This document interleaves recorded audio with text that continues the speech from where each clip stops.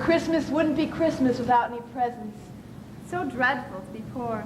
I don't think it's fair for some girls to have plenty of pretty things, and other girls nothing at all. We have mother and father, and each other. We haven't got father and shall not have for a long time. Perhaps never. You know the reason Mother suggested not having any presents this Christmas. It's going to be a hard winter for everyone.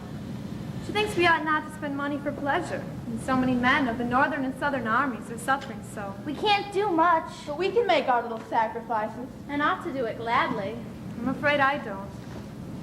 But I don't think the little we could spend would do any good. We each got $1, and the army won't be helped much by giving that. I plan to spend my dollar on new music.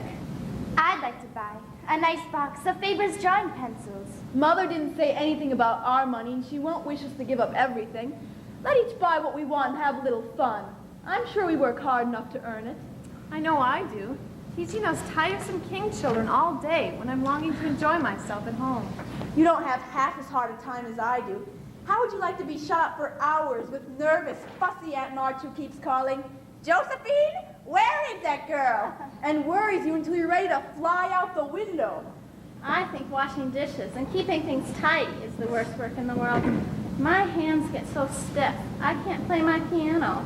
I don't think any of you suffer as I do, for you don't have to go to school with impertinent girls who laugh at your dresses and label your father if he isn't rich. If you mean libel, say so, not talk about a label as if Papa was a pickle bottle. I know what I mean, and you needn't be satirical about it. It's proper to use good long words and improve your vocabulary. Vocabulary. Don't you wish we had the money Papa lost when we were little? What does it mean to go on a man's bond? It's like this. Say I owe a lot of money. How much? Thousands and thousands. But how can you owe it when you don't own it? That's called high finance. It isn't honest. The demarcation between good business ability and dishonesty is very slight. Mr. Bottomley was Father's best friend. He owed a lot of money. His creditors made demands on him. He took sick, and Father went on his bond. In other words, guaranteed to pay his debts if he failed. And he did fail. I'm older than the rest of you, and I can recall when we had better times in this house. They'll come again. Certainly. We're young and talented. Joe will be a great writer. Amy is a celebrated artist. Beth, a famous pianist. And you, Meg? She'll marry and support the rest of us. I had a lot of fun today with Aunt March. How? Tell us. Well, you see, Aunt March insisted on my reading that dreadful book Balsham to her, so I droned away as usual, knowing she'd soon go to sleep. So the minute her head began to bob, I whipped out the Vicar of Wakefield and read with one eye on him and the other on Aunt. I got to where they all tumble in the water, forgot, and laughed out loud. This woke Aunt, who insisted I read a bit of the frivolous stuff. Weren't you frightened? Scared to death. I read my very best, and she liked it, though she only said, "I don't understand what it's all about. Go back and read it, child." Good girl, Joe. What happened then? Back I went and made it as interesting as I could. Once I was wicked enough to stop in a thrilling place and say meekly, "I'm afraid it tires you, ma'am. Shall I stop now?" What did she say? She caught up the knitting which her interest had dropped out of her hand, gave me a sharp look through her specs, and said, "Finish the chapter and don't be impertinent, miss." Did she confess she liked it? Oh, no, but when I went back after my gloves, there she was reading it so hard that she didn't hear me laugh as I danced a jig in the hall. What a pleasant life she might have if she only chose. I don't envy her much, in spite of her money. Well, rich people have as many worries as poor ones, I guess. That reminds me, I've got something to tell. It isn't funny like Joe's story, but I've thought about it for a while. Something to do with the Kings? Yes, when I arrived I found everyone in a flurry. One of the children said her elder brother had done something terrible, and his father had sent him away. How inexplicable. Grace and Owen turned away their faces when they passed me, so I wouldn't see how red their eyes were. I didn't ask any questions, but with all their wealth, I felt so sorry for them. I was rather glad I hadn't any wild brothers to do wicked things and disgrace the family. I think being disgraced in school is a big deal more trying than anything incorrigible boys can do. Meaning what? Susie Perkins came to school today with a lovely red carnelian ring, and I wanted it dreadfully and wished I was her with all my might. Well, she drew a picture of Mr. Davis with a huge nose and a hump on his back, with the words saying, "Young ladies, my eye is upon you," coming out of his mouth in a balloon thing. where we were all laughing at it when suddenly his eye was upon us. What did you do? What did he say? He ordered Susie to bring up her slate. The poor child, whatever did she do? She was paralyzed with fright. And then what do you think he did? Spit on the slate. Joe. To rub it out. He took her by the ear. The ear, just imagine how horrid. And led her to the recitation platform. And made her stand there holding it out so everyone could see it. Did the girls laugh at the picture after that? Not one. But I felt millions of carnelian rings. Couldn't have made me happy after that. I saw something that I liked this morning. What was it, Mouse? When I went to get some oysters for Hannah, Mr. Lawrence was in the fish shop. Laurie's grandfather? He was just as grouchy as ever. He didn't see me. I hid behind a barrel. A barrel of trouble. A poor woman came in with a mop and pail and asked Mr. Connor if she could do some scrubbing for a bit of fish because her children were hungry. Did Mr. Connor give her employment? He was in a hurry and said no, but Mr. Lawrence hooked up a fish with the crooked end of his cane and held it out to her, saying, "Go along, woman, and cook it." She took the fish and hurried out without having it wrapped. She did look so funny hugging that big fish and bowing as she laughed. Oh, Christopher Columbus. Joe, don't use such slang words. Don't, Joe, it's so boyish. That's why I do it. I hate rude, unladylike girls. I hate affected ninny-penny sillies. Birds in their nests should agree. Really, girls, you're both to blame. You're old enough to leave out boyish tricks. It didn't matter so much when you were young, but you're older and clean up your hair. You should remember, you're a young lady. I am not. And if turning up my hair makes me when I'll wear 2 little tails until I'm 20, I hate to think I've got to grow up and be Miss March and act prim. It's bad enough to be a girl anyway when I like boys' work and games and manners. But your hair is so pretty, Joe. The finest in the family. I wish mine were as nice. I can't get over my disappointment of not being a boy. And it's worse now, for I'm dying to go and fight in war with Father, and all I could do is stay at home and knit like a poky old woman. It's too bad, but it can't be helped. So you must be content with making your name boyish and playing brother to us girls. As for you, Amy, you're altogether too particular and prim. Your airs are funny now, but you'll grow up an affected little goose if you don't take care. I like your nice manners and refined way of speaking, when you don't try to be elegant. But your absurd words are as bad as Joe's slang. If Joe is a tomboy and Amy's a goose, what am I, please? You're a dear and nothing else. Just our little mouse. What can be keeping Marmee? She'll be home soon. Her slippers are quite worn out. She must have a new pair. I thought I'd get her some with my dollar. No, I shall. I'm the oldest. I'm the man of the family now Father's away, and I'll provide the slippers, for he told me to take special care of Mother while he was gone. I'll tell you what we'll do. Let's all buy her something for Christmas and not get anything for ourselves. That's like you, Beth. What'll we get? I'll get her a pair of gloves, A pair of gray shoes, the best to be had. handkerchiefs, all hemmed. I'd like to get her a nice bottle of Cologne de Francais. She likes it, and it won't cost much. So I'll be able to buy my pencils. Then it's settled. We must go shopping tomorrow. Right. There's so much to do about the play for Christmas night. We must be doubly perfect, for Aunt March is coming to see how well we perform her brainchild. Her brainchild? Well, she did give me the plot from an old Greek story. But you wrote it. I hope you didn't tell her of the dress rehearsal tonight. I did, but there isn't the slightest chance of her coming. Her leg is giving her trouble, and she's too interested in the Vicar of Wakefield. Come here and do the fainting scene, Amy. You're stiff as a poker in that. I can't help it. I've never seen anyone faint before. And if I wanted to make myself all black and blue as you do, tumbling all around, I could go graceful and maybe fall into a chair. Do it this way. Clasp your hands so, and stagger around the room crying, Roderigo, Roderigo, save me. Now you.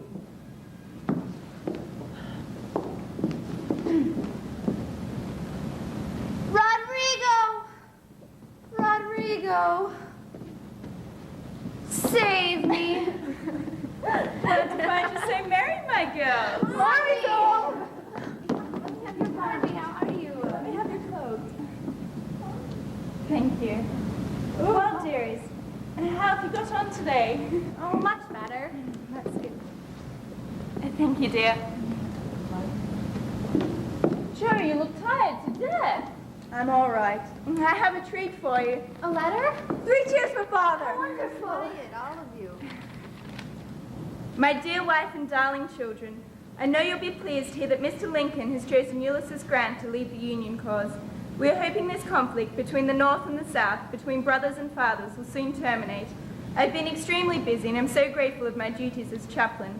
As you're well aware, I'm too old to be drafted and not strong enough to be a soldier, but I'm doing my part and am satisfied with the results. Now for the best part of the letter. How are my little women? Give them my dear love and a kiss. Tell them I think of them by day and pray for them by night, and find my best comfort in their affections at all times.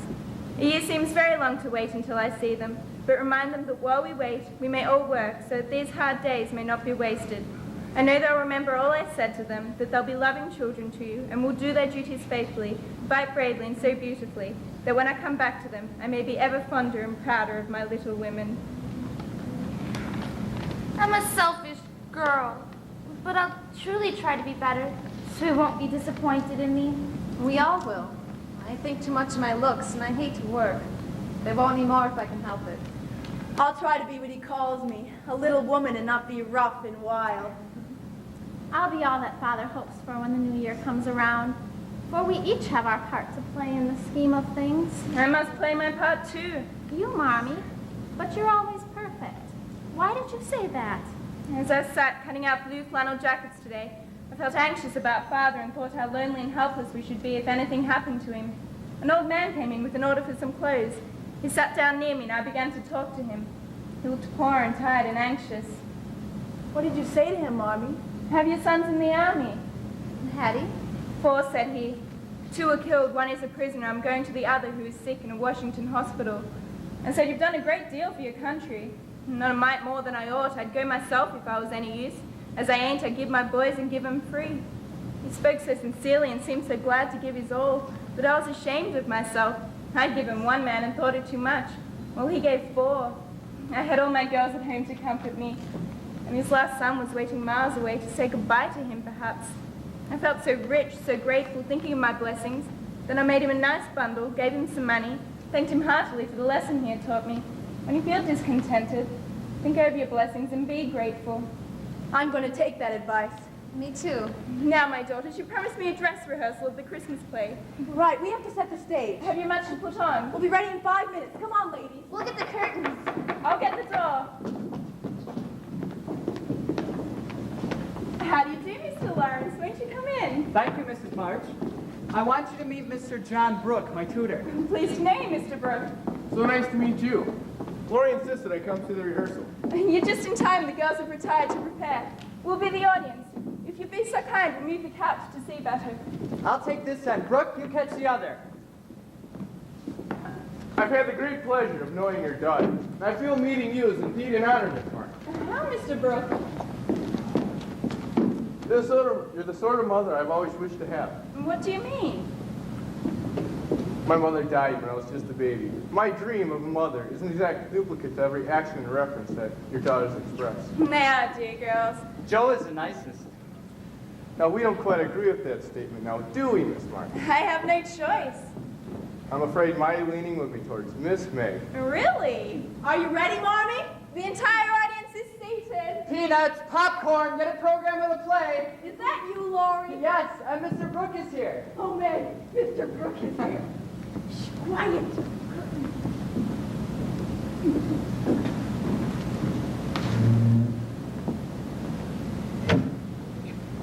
Hither, hither from thy home, airy spirit, I bid thee come. Born of roses, fed of dew, charms and potions canst thou brew. Bring me here with elfin speed the fragrant philter which I need. Ah, Hagar, hast thou brewed the potion that will free me from this fiend, Roderigo? I am incanting the spirits now. Dispatch with speed, for my revenge must be appeased. Why is your hatred so great for this Rodrigo? He is my rival for the hand of Zara, who dwells in yon castle. I demand from you a potion to make Zara adore me, and another to destroy Roderigo. Again, I will incant the spirits to bring the philter. Ornery, ornery, Icaru Ann. Filcerin, fosserin, Lickaroo John. Hither I come from my airy home, afar in the silver moon. Take this magic spell and use it well, or its power will vanish soon. Is this the distillment that will bring me happiness and revenge? Verily 'tis, most honored Hugo. Then potion do thy dirty work. Roderigo, thy doom is sealed, and Zara will soon be mine. Didst bring the potion I demanded? Verily I didst. Ha ha ha ha ha. Why dost thou ha too? To bring revenge upon his revenge. How is it possible? That vehement villain hath killed several of my people. Beknownst to him? Zounds and stealth. No, if he knew, he would not come to me seeking aid. How wilt thou avenge? I shall thwart his plan to be revenged upon him. Come, O power of evil, come, at thy work and have it done. In the snow or in the rain, bring to Hugo every pain. Refuse the good and send the worst. May his revenge be accursed. That was excellent. Meg is indeed a good actress. She can make a living at it. No one ever gets a living out of it. The best they get is an experience. From what I hear, you're right.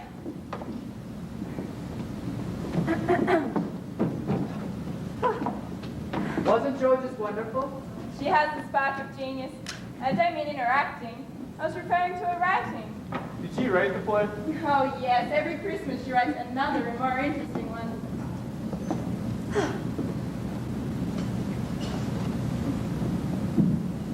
Oh, my beloved Zara. Seems many a time since the moon in its orb swung round the sun since first our love was plighted. It seems but yester eve we started.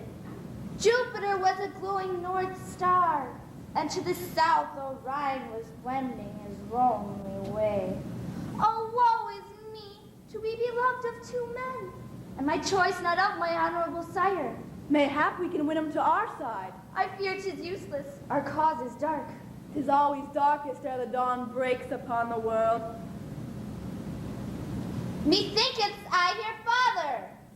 What art thou doing, daughter? Do not enter, sire. I am retiring.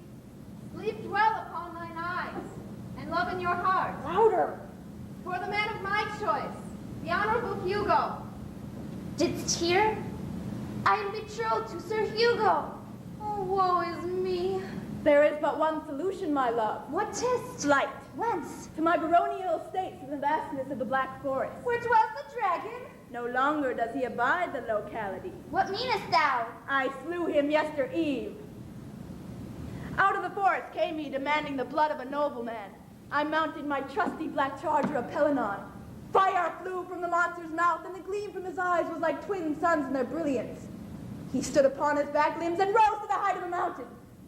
A Pelinon was not to be outwitted. He sprang to one side in a flash. My blade had entered the heart of the beast. The monster lashed left and right, uprooting trees and leveling hills, and not until sundown did his agony cease, and he lay cold in death. Oh, my hero, my Rodrigo. Here, I have a rope ladder to reach the tremendous height to your chamber. Thinkest thou possible to catch it? Cast thou rope, and I will come to thee.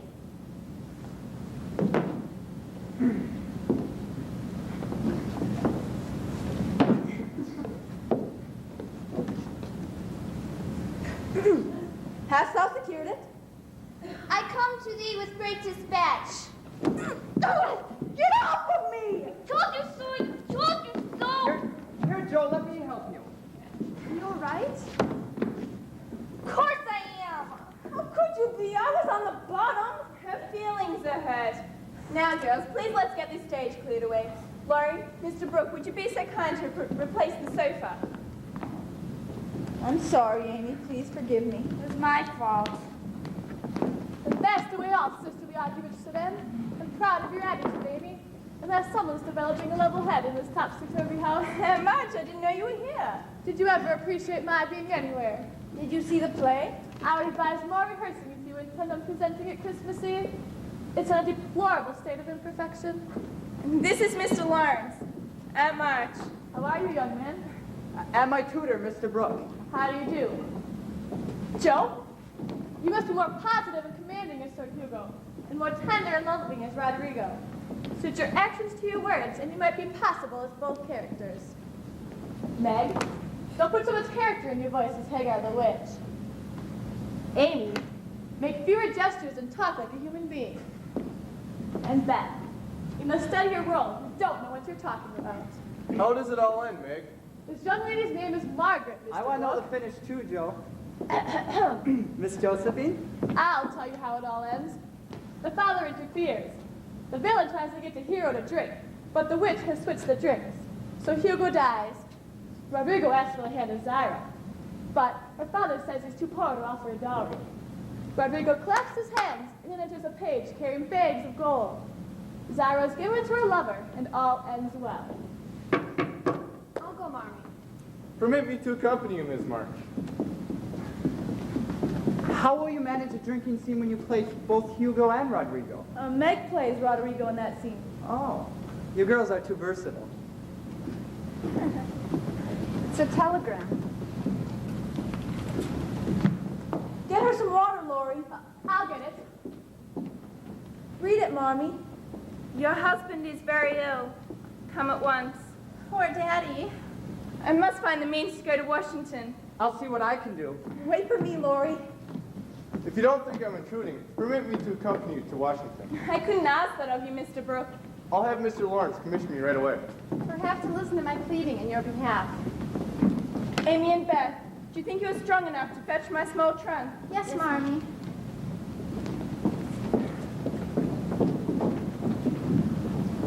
Here you are. So that was your Mr. Lawrence? You might know he inherited the wild ways of that mother of his, the apple singer. I never blamed his father for sending him away under the circumstances. What was in the telegram? Here, read it. Where are my spectacles? Oh, goodness. I have them on. Just as I said, no brains in his head. Running away to war at his age. The government refuses to take him because he's too sick and too old to be a soldier. And he goes, without pay, to minister to the sick and the dying. A noble sacrifice. And he sacrifices his health? A fine sacrifice, that. You'll get no money of mine to go to him. I haven't asked for any money, have I? No, but you'll need it, won't you? Yes. Then why refuse mine? Because you didn't offer any. But I do. He's my own flesh and blood and sick among strangers. Who else to give for his comforts? How much do you need? Why, I... Don't answer. I have no money with me. Stop on your way to the station and I'll give you what is necessary. You better hurry. Amy, how are you advancing in your drawing? Why, Don't but it? I know. I had a talk with Mr. Davis. He thinks you have great talent. Keep working hard, and if you improve, I promise to send you to Europe when you're ready. Thank you. Ever read The Vicar of Wakefield, Amy? No. You should. It's a great book. The dear soul. Beth, will you pack a handbag for me? Yes, Marmee. Grandfather sent these for Mr. March. You and Amy put them in the trunk. I'll get my belongings to pack with them. Take the wine bottles, Amy, but don't let them fall. They're 50 years old. I've got the trunk. All right. Take one in. Grandfather said to put the blankets on the bottom.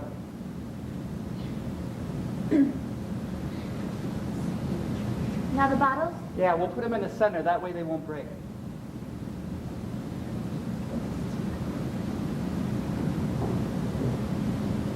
Yeah. Lori, you're holding my hand. It's a nice hand to hold. You really think so? Softest I've ever held in my life. Oh, so you've held many hands before. Yes, Joe's, but hers were like a boy's. They were rough. Joe always wanted to be a boy. But I think a girl should be a girl, for then she's preparing herself for marriage and motherhood. Grandfather sent these for Mr. March when he began to convalesce. Please thank him for me. Here we are, Marmee. And we have good news. Mr. Lawrence has commissioned me to go. I'm to have leave for 2 months. Thank you, Mr. Brooke. Did Jennings hitch up the horses? Yes, they're at the door. Here, Marmee. Are you all packed, Mrs. March? Yes, I think so. Brooke, lend a hand. We'll carry it to the carriage.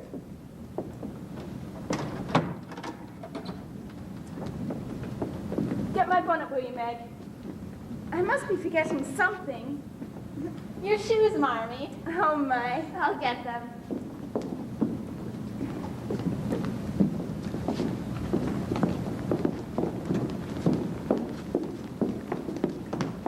Here, Mommy. It's my contribution toward making Father comfortable and bringing him home. My dear, where did you get it? $25? Joe, I hope you haven't done anything rash. No, it's mine honestly. I didn't beg, borrow, or steal it. I earned it, and I don't think you'll blame me, for I only sold what was my own. Oh, your hair! Your beautiful hair! Joe, how could you? My dear girl, there was no need of this. She doesn't look like my Joe anymore, but I love her for it. Well, it doesn't affect the fate of a nation. What made you do it? Well, I had to do something for Father. Meg gave all her quarterly salary toward the rent, and I got some clothes with mine, and I felt wicked. I had no idea of selling my hair at first. Then I saw a sign in a barbershop window, and it came to me. All of a sudden, I had something to make money out of. So I walked in and asked him if he'd buy my hair. I don't see how you dare to do it. The barber stared at first. He wasn't used to girls bouncing into his shop and asking to buy their hair. But when I told him what I wanted to sell it for, he changed his mind and said to his assistant, "Please oblige the young lady." Didn't you feel dreadful when the first cut came? I took one last look as the man got the shears, and that was the end of it. Thank you, dear. Your father will be so proud of this sacrifice for him. Goodbye, Meg. Be the little mother in my absence. My Marmee. Children, don't grieve or fret, or think that you can comfort yourselves by being idle. Go on with work as usual, for work is a blessed solace. And whatever happens, remember it is God's will, and for the best, my little women. Bye, Marmee. Goodbye. I'm going to miss you. I'm going to miss you too.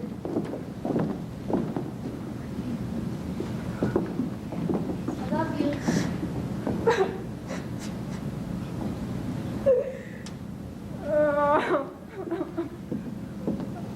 Joe? What is it, Joe? My hair. Oh, my hair.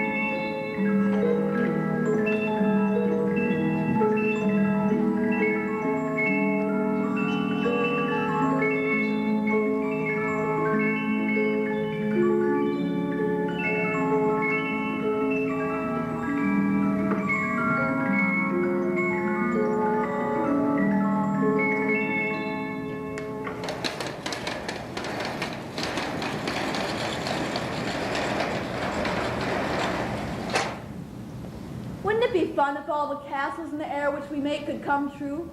I've made such quantities it'd be hard to choose which I'd have. You'd have to choose your favorite one. Which is it? If I tell mine, will you tell yours?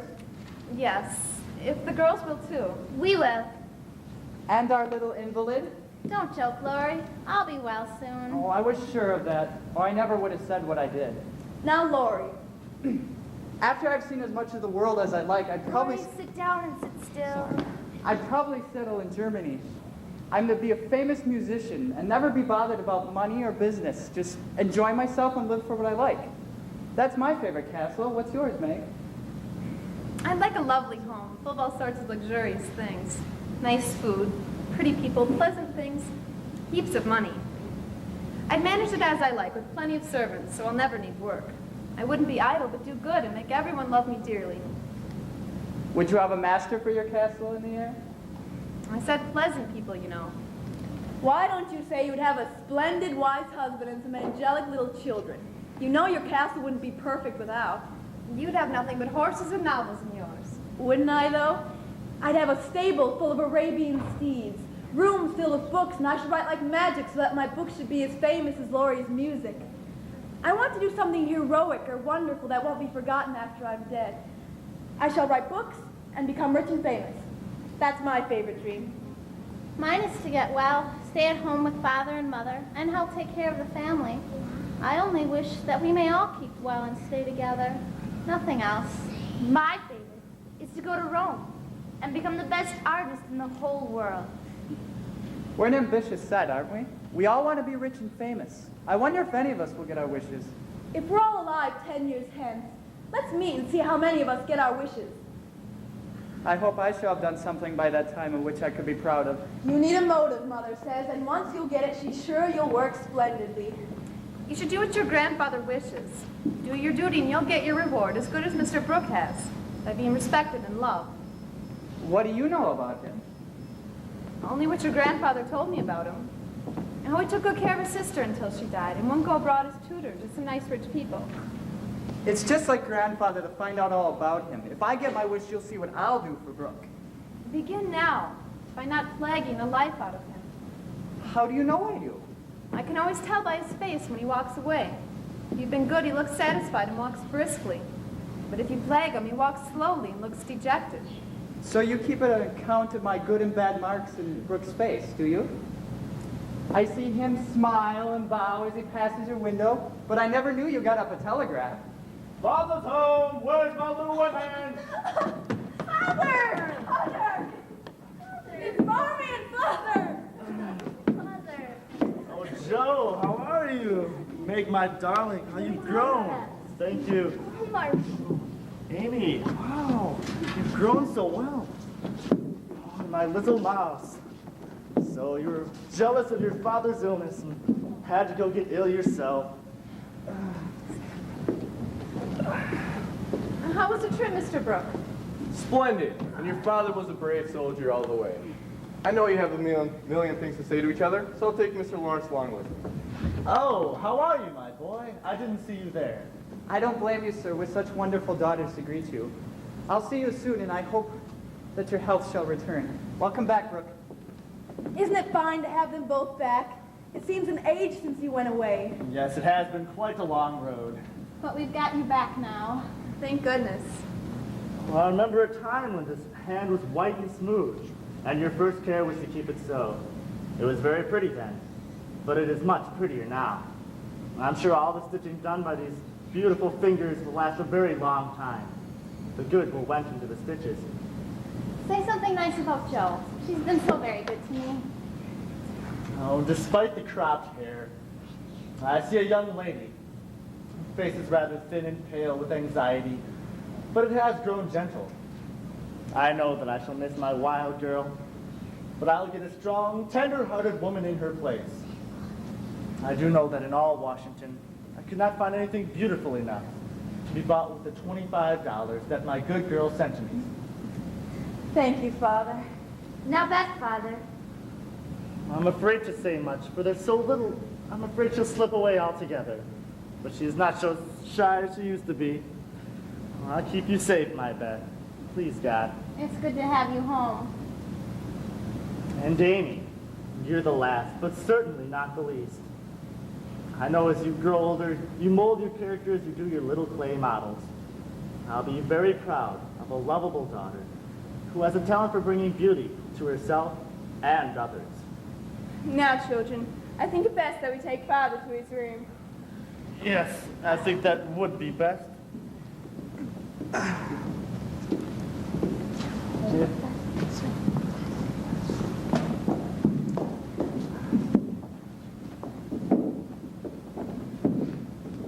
Mommy? What is it? I'm so pleased that you're back. I'm worried about something. Meg? How quickly you guessed. What is it?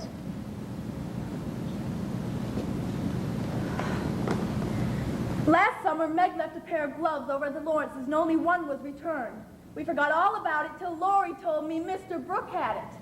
He kept it in his waistcoat pocket, and once it fell out and Laurie teased him about it, and Mr. Brooke admitted that he liked Meg, but he didn't dare say so. She was so young and he so poor. Do you think Meg cares for him? Mercy, no. In novels, girls show love by blushing, fainting away, growing thin, and acting like fools. Now, Meg does not do anything of the sort. She eats and drinks and sleeps like a sensible creature. Then you fancy that Meg's not interested in John? Who? Mr. Brooke. I call him John now. Oh, I know you'll take his part. He's been good to father, and you won't send him away, but let Meg marry him if she wants to. Now, dear, don't get angry about it. John was so devoted to father. He was perfectly open about Meg and told us he loved her and would earn a comfortable home before he asked her to marry him. Just like him. He only wanted our permission to love her and to work for her, but I wouldn't consent to Meg's engaging herself so young. Of course not. It would be idiotic. I knew there was mischief brewing. I felt it. Now it's worse than I imagined. Joe, I confide in you. I don't want you to say anything to Meg. When I see them together, I can judge better of her feelings toward him. She'll see him in those handsome eyes, and then it will be all over. Joe, aren't you overdoing it? She'll go and fall in love, and that will be the end of peace and fun and cozy times together. Not the end, dear. I see it all now. Meg will be absorbed and no good to me anymore. Brooke will make a fortune, carry her off, and make a hole in the family. Why aren't we all boys? And there wouldn't be any such bother.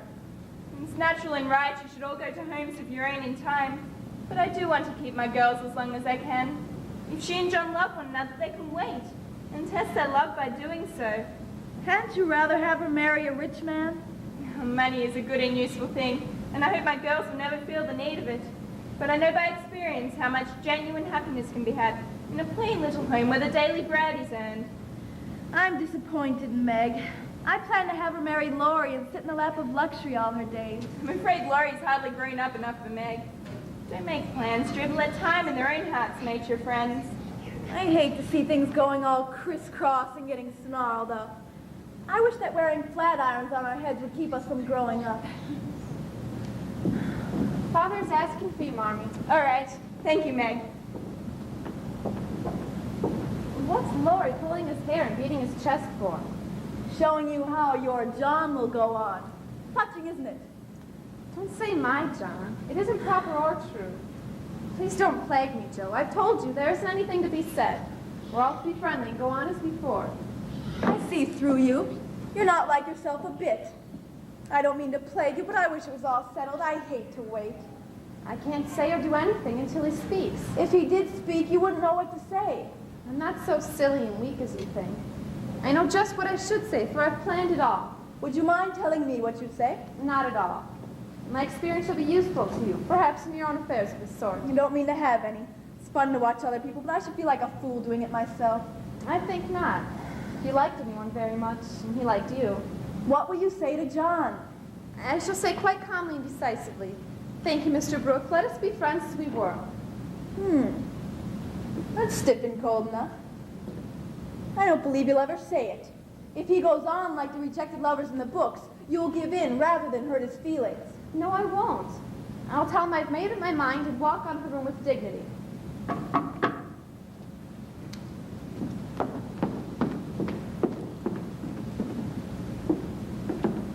Good afternoon. I came to get my umbrella. That is, if your father's resting nicely. I'll go and ask him. Mother would like to see you. Sit down, I'll call her. Don't go, Meg. Are you afraid of me? How can I be afraid when you've been so kind to Father? I only wish you could thank you for it. Shall I tell you how? No, please don't. I only want to know if you care for me a little, Meg. I love you so much. I don't know. Will you try and find out? I can't go to work until I'm to learn whether I'm to have my ward in the end or not. I'm too young. Well, wait. In the meantime, you can learn to like it. Will that be a hard lesson? Not if I choose to learn it. Please choose to learn it. I love to teach, and this is easier than Greek or Latin. John, Please go away and let me be. You don't really mean that, do you? No. Yes. I don't want to be worried about such things. Perhaps you'll change your mind. John, Bless me, what's this? It's Father's friend. I'm so surprised to see you, Aunt March. That's evident, but what's Father's been saying to make you look so? There's mischief going on here, and I insist upon knowing what it is. Mr. Brooke came for his umbrella. Yes, it's out here. Mr. Brooke, that boy's tutor? I understand now. I know all about it. You haven't gotten accepted him, child. Aunt March, you'll hear. Shall I call Mother? Not yet. I have something to say to you first. Tell me, do you intend to marry this Brooke? You do not. 1 penny of mine goes to you. I shall marry whom I please, Aunt March, and you can leave your money to anyone you like. Hoity-toity. Is that the way you take my advice, miss? You'll be sorry for it when you've tried love in a cottage and found it a failure. It can't be worse than some people find in a big house. You ought to marry well and help your family. It's your duty to make a rich match. Father and Mother don't think so. They like John even though he is poor. Your parents, my dear, have no worldly wisdom. I'm glad of it. This Mr. Brooke hasn't any rich relatives, has he? No, but he has many warm friends. You can't live on friends. Try it and see. He hasn't any business, has he? Not yet. Mr. Lawrence is going to help him. That won't last long. James Lawrence is a crotchety old fellow. What people can gain from being crossed with this world is quite beyond me. We never see our own virtues, Aunt March. You're right. So you intend to marry a man without money, position, or business, and go on working harder than you do now, when you might be comfortable all your days by minding me and doing better? Thought you had more sense, Meg. I couldn't do better if I waited half my life. John is good and wise. He's willing to work. Childish prattle. Everyone likes and respects him. I'm proud to think he cares for me, though I'm so young and poor. He knows you have rich relatives, child. That's the secret of his liking, I suspect. How dare you say such a thing, Aunt March? John is above such meanness.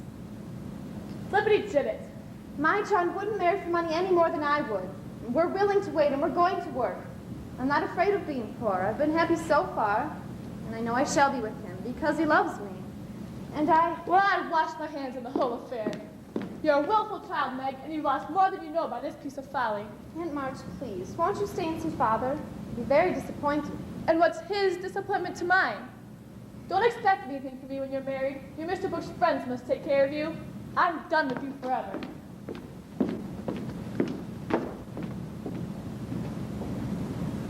I couldn't help but hearing, for proving that you do care for me a little.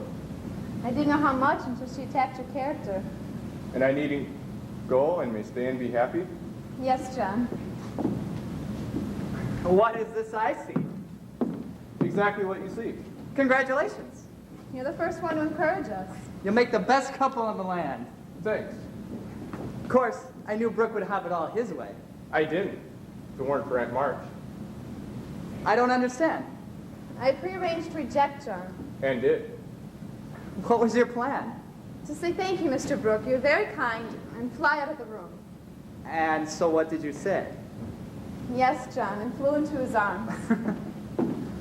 Aunt March, at last the son has come into your house. I suspected it, but not quite so soon. Come, your father will be pleased to hear of this. Did you tell him? Yes. You told him no? No, I told him yes. Christopher Columbus. I don't approve of the match, but I'll not say a word against it. You can't know how hard it is for me to give up Meg. You don't give her up, you only go halves. Can never be the same again. I've lost my dearest friend. Got me. I know. You're always a great comfort to me, Laurie. It's because I love you, Joe. No, Laurie. Please don't. I will. It's no use, Joe. We have to get it out. And the sooner the better for both of us.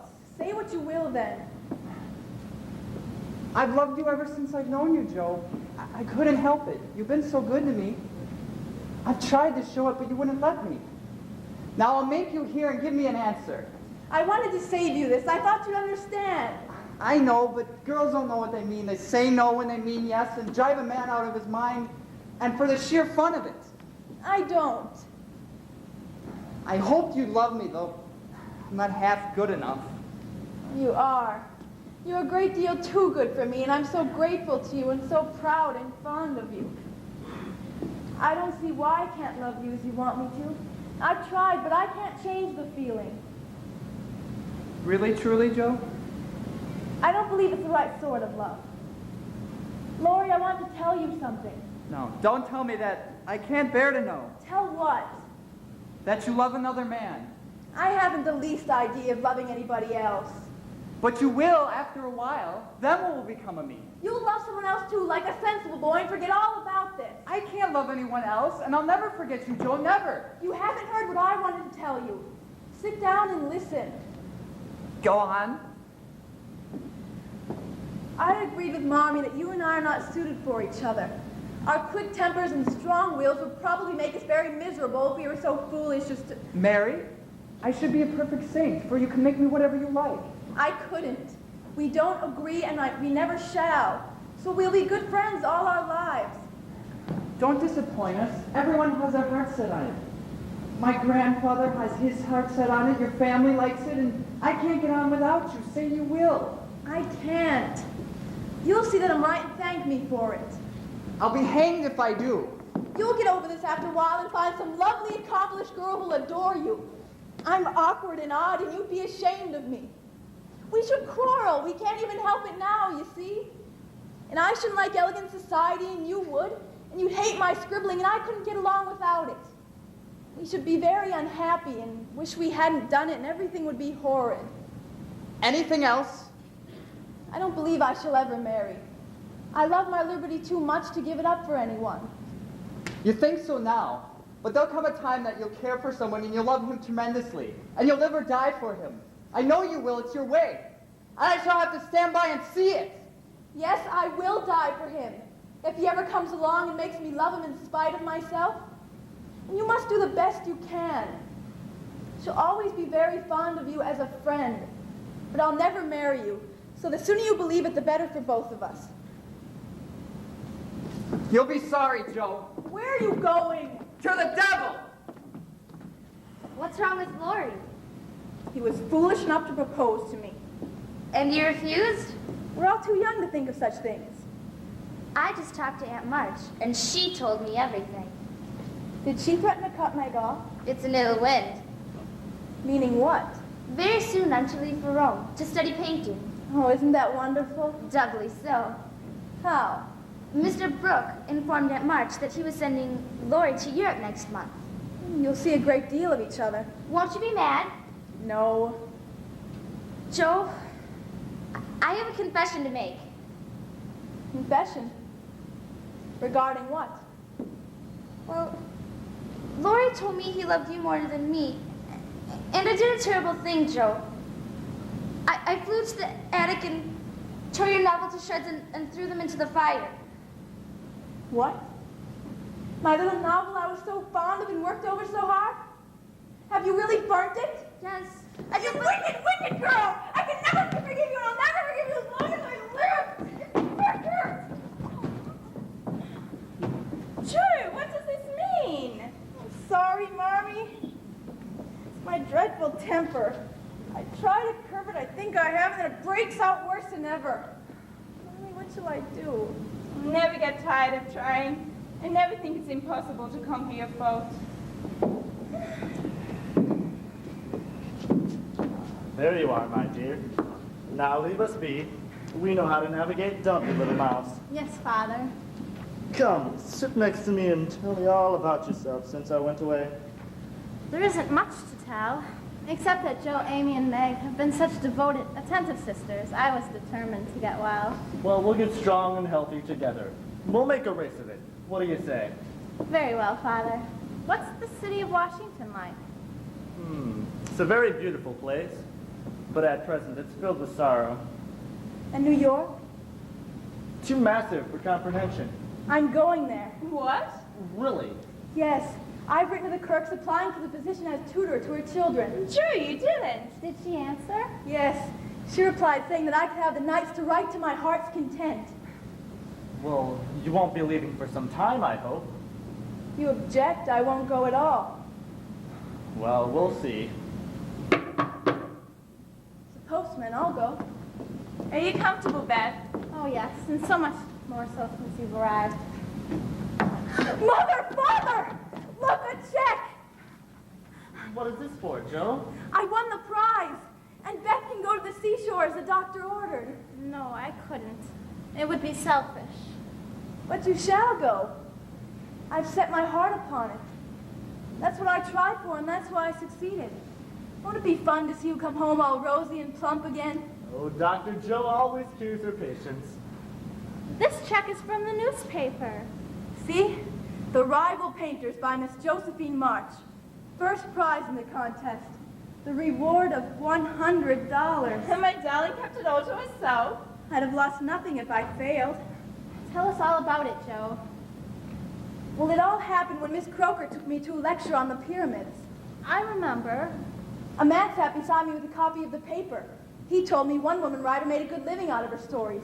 When I told him I could do as good, he said, go ahead. This gave me an idea, so I took the Rival Painters to his office. Weren't you frightened? Scared to death. I made 3 tries before I succeeded in getting up the stairs. Why is that? There was a pair of artificial jaws in the entrance which slowly opened and shut. I gave my story to Mr. Davis, and this is the first time I've heard from him. A worthwhile reply. Lucrative and surprising. So, what is the story about? The usual labyrinth of love, mystery, and murder. At the end, one half of the ensemble is dead, and the other live happily forever after. You can do much better than that, Joe. Aim for the best in life and never mind the money. I'll make a compromise of the two. Well, I think I'll take a stroll through the garden. Would you like to accompany me, Beth? No, I think I'm rather comfortable here. I'll join you, dear. Let me help you, Father. Thank you. We won't be long, girls. Yes, just a quick breath of fresh air.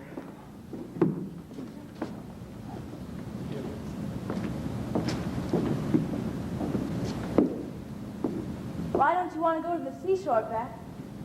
I fear to be so far away from home. Fear? Don't be troubled about me, for it's best. Indeed it is. Is this what made you so happy when you learned Mother and Father were returning?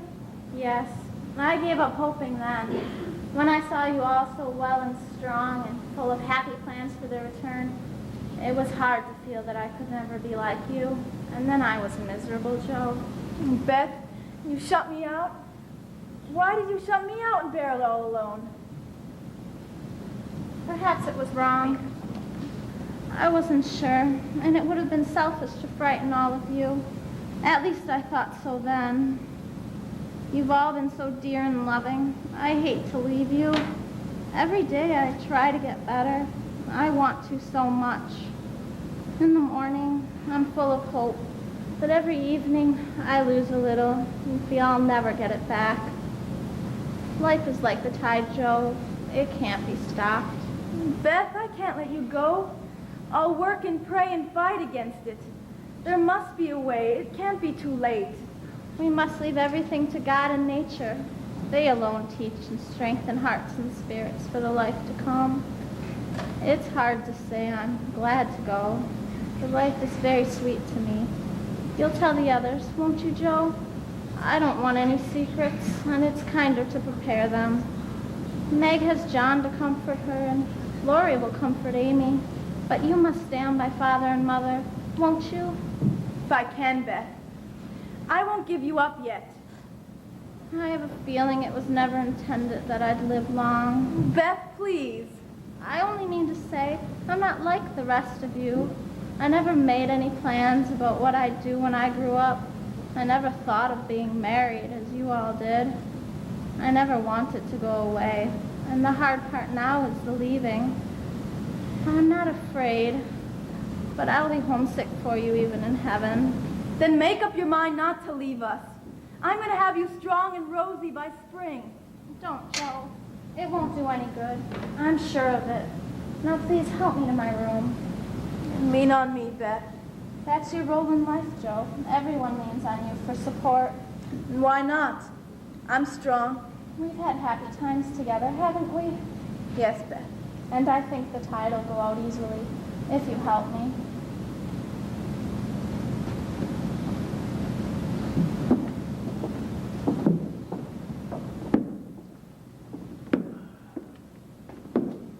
Beth's gone back to her room. She seems so weak and pale. Yes, it frightens me. But I do know that we're all in God's hands. He knows who to call to go. Well, have you made up your plans? Yes, we have decided to wait 3 years. In the meantime, I feel it is my duty to join the army. What does Meg say to that? I agree with them. Our children may ask why their father did not do his duty for his country. So, there is to be a family. Well, that's very good. What are you going to name the children? I haven't quite decided yet. That's too bad. I love children myself. Mother, Father, Meg, you mean my baby, my Beth? Come, we must go to her. Happiness and sorrow go hand in hand.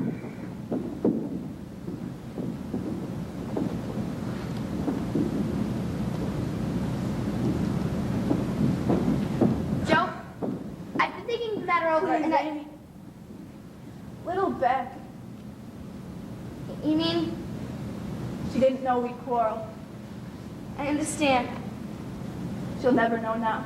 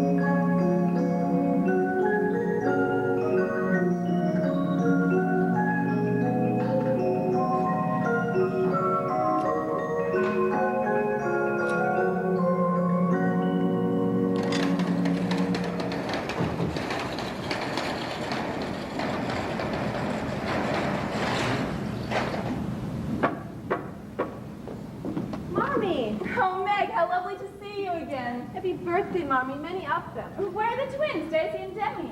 John is following with them. Mommy, you look beautiful. For my children. All home to celebrate your birthday. How's Joe?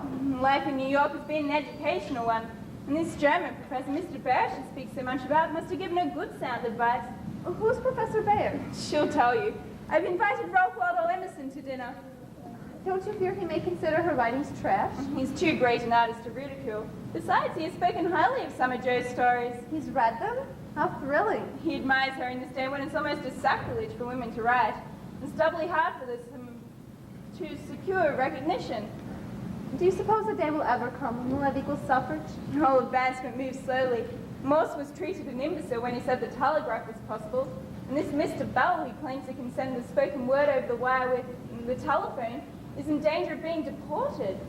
He does seem fantastic. Yeah, progress always is, my dear. That's what John keeps saying. And he's right. Mother, I want to have a talk. Where are the others? She's upstairs finishing a story she has to write. Amy's away with Laurie to call on grandfather. So we're alone. What was it?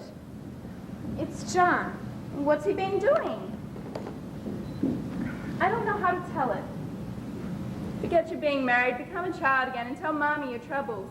Maybe they're just as little as the ones that were so soon forgotten when you were younger. I'm contemplating a divorce. My dear, such a move involves scandal. Well, I don't care if it does. Start at the beginning. I wouldn't tell anybody but you, Mother.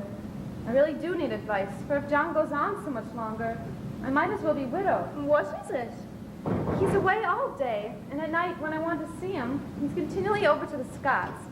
It isn't fair that I should have the hardest work and never any amusement. Men are very selfish, even the best of them. So are women. Don't blame John to see where you have gone wrong yourself. But it can't be right for him to neglect me. Don't you neglect him? Why, Mommy, I thought you'd take my side. So I do as far as sympathy goes. But I think the fault is yours, Meg. I don't see how. Did John ever neglect you, as you call it, when you made it a point to give you society of an evening, his only leisure time? No, but I can't do it now with 2 babies to tend. I think you could, dear, and I think you ought. Why, Mommy, May I speak quite freely? speak to me as if I were little Meg again. You made the same mistake that most young wives make, forgotten your duties to your husband and your love for your children. Children should draw you nearer together, not separate you. I've seen her for some weeks, but haven't spoken, feeling it'll come right in time. I'm afraid it won't. John's longing for his little home, but it isn't home without you, and you're always in the nursery. I must be there. Not all the time. Don't shut him out, but teach him how to help in it. He has his part to do too. Do you really think so, Mother? When you and Joe were little, I went on as you were doing. Poor father took to his books and left me alone. Joe was too much for me. I almost spoiled her with indulgence. And you were sickly, and I worried about you till I fell sick myself. Then father came to the rescue and saved the day. What do you advise? Well, I'd let John have more to do with the management of Demi. The boy needs fatherly training. Go out more. Keep cheerful as well as busy. You're the sunshine maker of the family. I think I understand. Take an interest in what John likes. Talk to him and exchange ideas. Help each other in that way. Don't shut yourself up because you're a woman. Educate yourself in the world. Understand what's going on. Must I ask him about politics and business? Try it and see what happens. This is the time we must grow together. No time is so beautiful and precious to parents as the first years of the little lives given them to train. John, how paternal you look. Sorry. Let me have your hat, dear. You look so hot and tired. Oh, how sweet and innocent they look. You should have heard him a few minutes ago. You don't think they need... No, not that. A pin stuck Daisy and she began to yell. Then we got angry and tried to scream her down. I'll take them. Be careful. I handled babies before you were born. Come with Grandma. I'll put you on my bed. John, I've decided to give the children less of my time, and more to you. Are you all right, Meg? Whom do you think the best man for the next president? Am I hearing correctly? You say the next man for president? I think we should run Lincoln again. Of course, James Buchanan is a bit too old, don't you think? You're sure you're all right? Yes, Lincoln and Andrew Jackson is our best ticket. Johnson, not Jackson. The vice president's names really don't matter. Quite right. We must have Mrs. Scott and her family over to dinner some night soon. What does she like best, steak or chicken? I really haven't noticed. Then we'll have both. Are you ill, Meg? I'm not losing my senses. I only open my heart to Mother. And she advised you ask a lot of questions? No, she said I must take an interest in the subjects you like best. I know nothing about politics or world subjects. But if you promise to teach me, I promise to learn. No one ever has or ever will learn politics, but I will teach you all I know. I have several interesting books I want to read to you. Then we can go back to being Meg and John again? John and Meg. Joe, how are you, Joe? It is indeed wonderful that you come and visit Mother on her birthday. I heard your train was late. A cow got on the track and refused to budge for a full hour. Every passenger tried his hand at it, but the cow was planted there for good. How'd they get her off? I gave my famous imitation of a calf. Ooh! And it either aroused her maternal instinct or frightened her into moving. So you've become a great writer. I'm afraid so. Why that tone of voice? They say that all writers are absent-minded. Can you imagine me getting to the place where I buy Marmee a birthday present and rush off without it? Have you told her yet? No, I missed it just after we left the station. I sent a telegram to my next-door neighbor, Professor Bear, to send it immediately by post. So if he, too, doesn't forget it, I should receive it before nightfall. The New York train came in a few minutes ago. Should I go see if it arrived? There's plenty of time. A walk after lunch might do us some good. Knock, knock. Anyone home? Amy! Joe. What a becoming gown you have on. Amy. Meg. Jory! You have a mustache. A misplaced eyebrow. Let me look at you again. Oh, dear Joe. Oh, don't be jealous, Amy. I'm not. Not in the least. You've had him for 3 years in Europe, and if you haven't kissed him in all that time, then I'm going to show you how.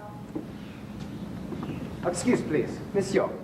Professor Bear, what in the world are you doing here? I was afraid to miss the chance to give your mother to her presents, so I come with it myself. You darling. Here's the presents. I go back now. Oh, you'll do nothing of the sort. I want you to meet my family. See if I could make who is they by the description you have so many times expounded to me. All right. This is the married sister Meg. Nice to meet you, Professor. Once your husband Quite right. is Brooke. This is an honor. Once you are Amy, not? Yes. You've been in Europe lately. Just returned. But never you tell me of your brother. I'm not her brother. This is Mr. Lawrence.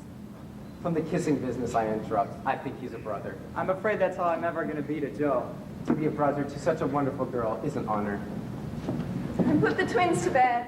And here's the wonderful mother I've dreamed of someday knowing. Professor Bear, mother. Welcome, Professor. What brings you up our way? That is Miss Josephine's and my secrets. Really? Joe has written me of your great help, Professor.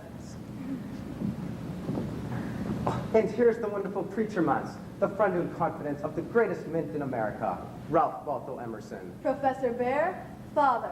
Ah, nice to meet you, Professor. So you were the man of such great assistance to my Joe. Nothing to the assistance she hath given me. Where are the twins, Daisy and Demi? Upstairs on my bed. Come on, Amy, let's go look at them. Be careful not to waken them. I'll see they don't. What is the name from the babies? Daisy and Demi. Yes, Is that right? Yes. Laurie is their foster father. He wrote to us from Europe asking us to name the babies Daisy and Demi. An unusual name to me. Lori will explain that later. But there won't be any later. What do you mean? I go back. By the train. No, you don't, Professor. You're here for dinner. Is this Laurie to dinner staying too? But of course. Then I go away. Oh, but you must remain. Ralph Waldo Emerson will be coming to dinner with us this evening. Is he truly? And I want you to stay. You must. That's fine. Indeed. No, on second thought, better I go. I have delivered the birthday present and I have finished. Did you bring me a present, Professor? Gott in Himmel, I have a blunder made my forgetfulness. Excuse me, yo. It was a mere slip of the tongue, my dear. I forgot your present, Mother. Wired the professor to post it, and he brought it himself instead. That's awful, Professor. I declare, any thief can walk into this house without the slightest interference with his family. How are you, dear? Let me wish you a happy birthday. Is the Paisley Shaw for you? Joe, so good to have you back. I've read everything you've ever written, and like wine, you improve with age. Well, Mr. Brooke, and how are the twins? Don't answer. What does a man know about babies? And who is this stranger? Is anyone going to introduce me, or must I introduce myself? This is Professor Bear at March. Charmed to know you. Yo has spoken so often and pleasantly of you that I know when you came in that you was you. Jo always was my favorite in this family. I knew she had it in her to succeed, but I had to drive her to it when she was younger. If she had depended upon these indulgent parents of hers, she would have married some local bumpkin and have a baby or two to interfere with her career. Is that fair, Aunt March? We can only wear the shoes that fit us in life. Professor, I have read several of your articles, and I agree with your viewpoint. But there's one thing I must set straight before I accept you. How, when, and where did you meet Joe? Where should I begin to start? At the beginning. You tell them, yo. This will take a while. Where doesn't everyone sit down? Professor, sit next to me. You're both writers, so make it interesting. It began like this. My first day I was at the Kirks, I was descending the stairs and saw a servant ascending with a heavy bucket of coal. Then Professor appeared from nowhere, took the bucket, and carried it for the girl. Bully for you, Bear. Go on, what was your reason for helping the girl? She was too young for such heavy work. My second day, I was passing by the professor's room, and by merest accident, my umbrella hit against the door. And there I stood with the dressing gown on, a big blue sock in one hand, and darning needles in the other. A few days later, I came home to find the nursery in an uproar. There was the professor playing zoo with the two Kirk children, his orphan nephews, and Tina, the daughter of the French woman who does the ironing. They were all acting like monkeys. So what did you do then, Joe?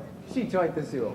I was the elephant, and she the kangaroo. I quite approve your actions, young man. Nothing pleases children half so much as to see their elders become childish. A few nights later, he asked if he could read me The Death of Wallenstein. He was unaware that little Tina had placed a paper hat on his head. And in the most sad and solemn part, I look up and she is laughing. So I said, Miss March, have you no respect for me that you go on so? Then I told him about the hat. And we laugh and laugh. But the hat was made from the Weekly Volcano, the paper I sold my trashy stories to. But I don't know that yet. So I lambast the paper and the stories in it. Trash. Good for you, young man. Professor, did you get a good look at the hills as you came along? And why should you go gazing the hills? I told him of their formation. He thought there might be ore deposits. At one time in Germany, I teach geology. Is that right? It's funny you should mention that. Mr. Emerson mentioned the same thing to me once. He Really? would be crazy enough to believe black was white. I want you to see the hills in the full sunshine, Professor. Here's some lovely views of the hills, Professor. Have a seat. See, here they are. This is no hills. Here, standing on waterfalls. Where? Take a look, please. It's Niagara Falls. Oh, let me see. It's the pictures we brought from our honeymoon. The professor isn't interested in Niagara Falls. Oh, yes, I is. No, in that case, here you are. What interest could you have in Niagara Falls? Isn't that the place where it goes to everybody to get married? Well, no honeymoon would be perfect without seeing the falls. I'm going there very soon. Alone? I hope not. Here's the one I mean, Professor.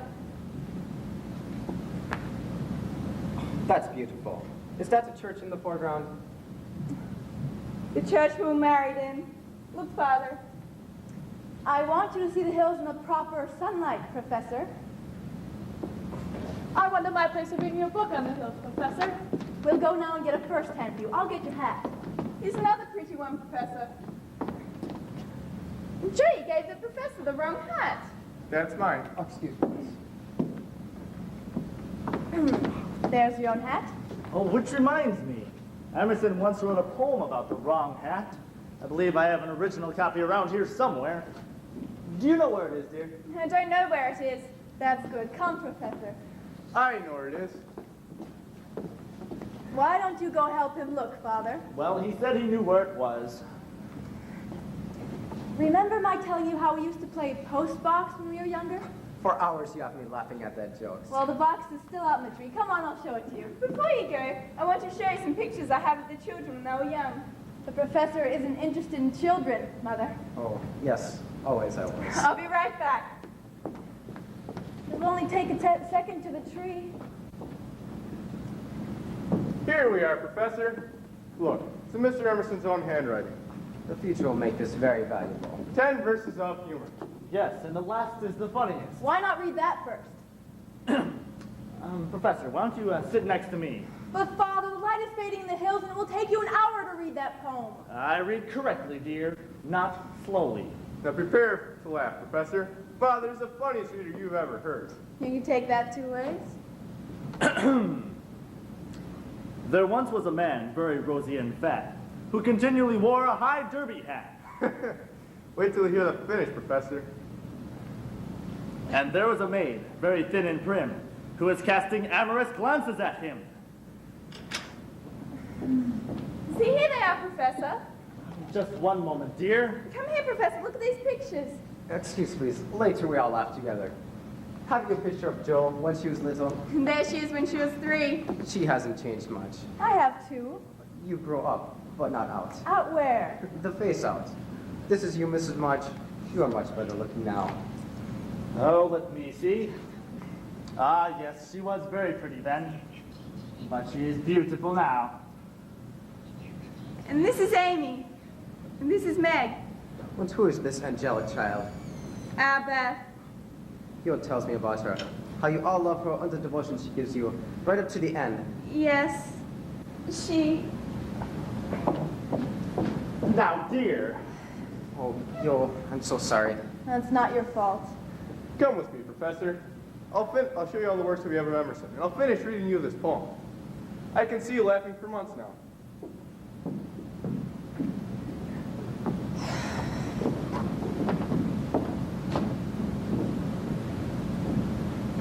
Glad I found you alone, Joe. It's the first time I have been in hours. Did you want to be alone? Yes, alone with someone. The professor? Yes. My family seems to think because he doesn't speak our language too well, he needs to be entertained. Joe, I have an excellent surprise for you. I'm no longer a single man. You've gone and got married? Yes, I confess it. Mercy on us, what dreadful thing will you do next? Characteristic, but not exactly a complimentary congratulation. Get up off your knees and tell me all about it. Come on, fess up, Lori. You haven't told me who you married. Can't you guess? Not Amy. What an excellent guesser you are. What does she call you? My lord, Really? My heartiest congratulations. do I not look like a married man and head of the family? Not a bit, and never will. You've grown bigger and bonnier, but you're still the same as ever. Now really, you ought to treat me with more respect. How can I when the mere idea of you married and settled is so irresistibly funny? I just can't believe it. Amy and I agreed that I should be the one to tell you. Well, you ruined your story by beginning at the wrong end. Now tell me how it all happened. We planned to come home with the Carrolls a month ago, but they changed their minds. You mean she changed their minds? She has English notions about chaperones, so I settled the difficulty by saying, let's get married and then we can do as we like. Why didn't you write and tell us about it? We wanted to surprise you. You succeeded. Joe, I want to say one thing, and then we can put it by forever. As I wrote to you in my letters, Amy had been so dear to me, but I could never stop loving you. But that love altered, didn't it? You and Amy changed places in my heart, that's all. And it would have come about naturally had I waited like you tried to make me, but I could never be patient. I told you that once. I was a headstrong boy, and it took me a hard lesson to figure out my mistake for what it was. I knew it. Upon my mind, though, I was so tumbled in my thoughts that I didn't know who I loved best, you or Amy. But then when I saw her in Switzerland, it all seemed to clear up at once. And we got into our right places. Yes, and I could truly share my heart with both Sister Joe and wife Amy and love them both dearly. Oh, Joe, this is so wonderful. My wildest dreams can't compare to how I feel now. Laurie, love is a wonderful feeling that makes things right with the world. I know that now. But don't you think we should tell the others? A capital idea. Mother! Father! Mr. and Mrs. Brooke! You want Amy? Oh, yes! What is it, Joe? Where's the professor? Here we are, Laurie. What's going on? Laurie has some interesting news to tell you. Will you join me over here, Amy?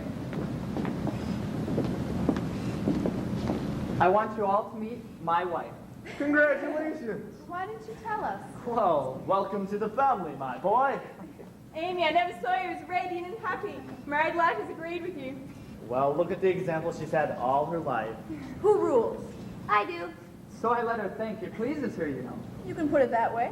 By and by, we'll take turns. My wife and I respect ourselves and one another too much to ever tyrannize or quarrel. Didn't I say that once? I know I did. Yes, sir, my wife and I. Excuse, please. Is this lady your wife? Yes, Professor, my wife and I. My heartiest congratulations. Monsieur, why do you not tell me this? I didn't know until now. You make jokes with me. You broke the news to all of us only a moment ago. My wife and I thought it'd be a great surprise. Those kind of surprises is either welcome or disastrous. Quite right, Professor. Our trunk should be arriving soon. Come on, Lori, let's go see. What did you bring, Amy? All sorts of fancy French things. Come on, John, let's see. You'll adore the new, cute, lacy, fluffy things that And what did you bring, Laurie? Oh, loads and loads of things. Nothing lacy and fluffy, I hope. Certainly not.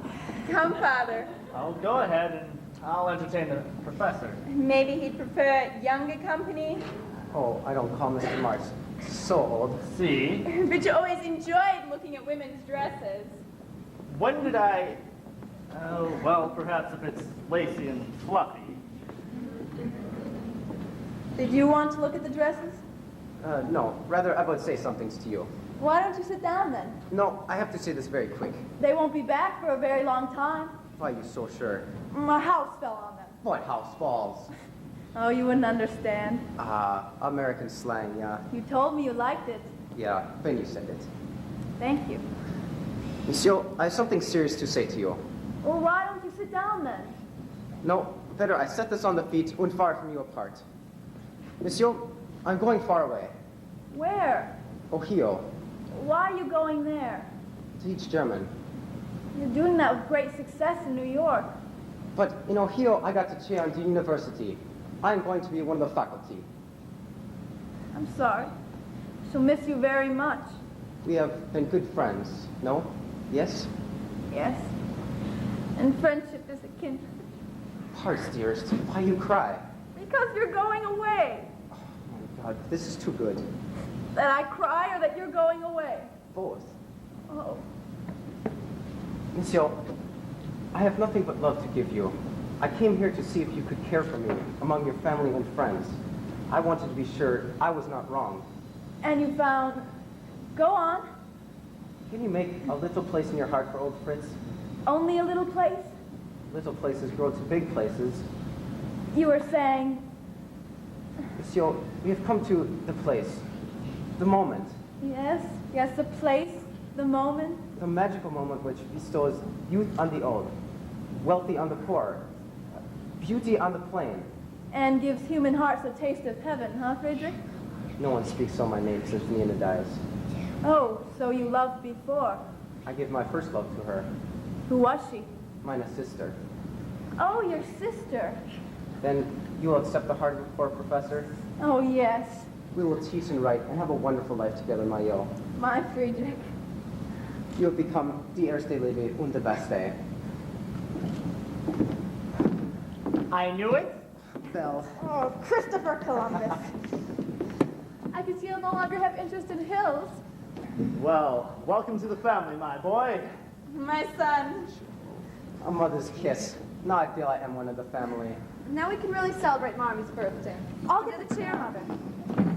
What is the meaning of all this? It's a little custom of the family. On our birthdays, we sit here while everyone gathers around. We also put on a crown. Ah, Queen of Queens, yeah. Just a fancy I invented when I was small to please my little women. Happy birthday to you. Happy birthday to you. Happy birthday, dear Marmee. Happy birthday to you.